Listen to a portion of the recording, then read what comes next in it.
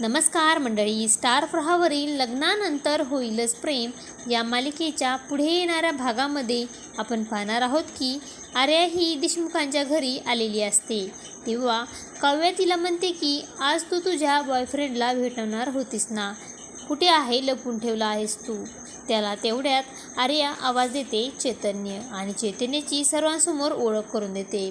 तेव्हा रम्या तिला चांगलाच टोमणा मारते. खरं का खोटं हे ओळखायचं असेल तर देशमुखांच्या घरी आलेले मिस्टर चैतन्य देशपांडे पहा. हे ऐकून जीवा मात्र खूपच घाबरतो. चैतन्य आर्याकडे पाहत असतो की सत्य समोर येते की काय, असा त्याला प्रश्न निर्माण होतो. तर इकडे गुरुजी घरी येतात आणि गुरुजी हे काही भविष्यवाणी करतात. ते ऐकून पार्थी धक्का बसतो आणि गुरुजी म्हणतात की येणारा काळ खूपच भयानक आहे. नियती तुमची कठोर परीक्षा घेणार आहे, सावध राहा. हे ऐकून पार्थला मात्र खूपच मोठा धक्का बसतो.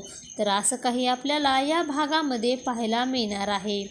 अशाच मालिकेचे नवनवीन अपडेट पाहण्यासाठी आपल्या चॅनलला लाईक करा, शेअर करा आणि सबस्क्राईब करायला विसरू नका. धन्यवाद.